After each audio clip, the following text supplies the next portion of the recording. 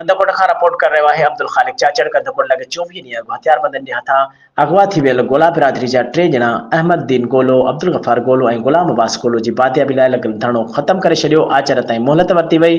मिलियल ॼाण मूजिबि त कंदकोट लॻे 24 ॾींहं अॻु हथियारबंदनि जे हथां अगवा थी वियल गोला बिरादरी जा 3 ॼणा अहमद दीन गोलो, गुलाम अब्बास गोलो, अब्दुल गफ़ार गोलो जी बाज़ियाबी लाइ मुक़दम अब्दुल नबी गोलो, मुक़दम मोहम्मद हसन गोलो ऐं वारसन कुदरतुल्लाह गोलो, नादर अली गोलो, लालदीन गोलो, मुनीर अहमद गोलो जी अॻुवाणी में कंदकोट कश्मीर इंडस हाईवे ते ज़ोरगढ़ वटि बंदि करे छॾियो। 6 कलाक धरणो लॻल हो। सिंध पंजाब सरहद बलूचिस्तान ॾांहुं ईंदड़ वेंदड़ ट्रैफ़िक मुअतल थी वई।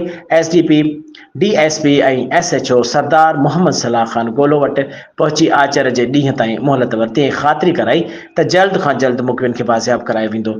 सरदार मोहम्मद सलाह ख़ान गोलो धरणे वारे हंधि पहुची मुज़ाहिरनि सां ॻाल्हियूं कयूं वयूं ऐं जंहिं बैदि मुज़ाहिरनि रोड खोलियो ऐं गाॾियूं पंहिंजी मंज़िल ॾांहुं रवानियूं थी वयूं।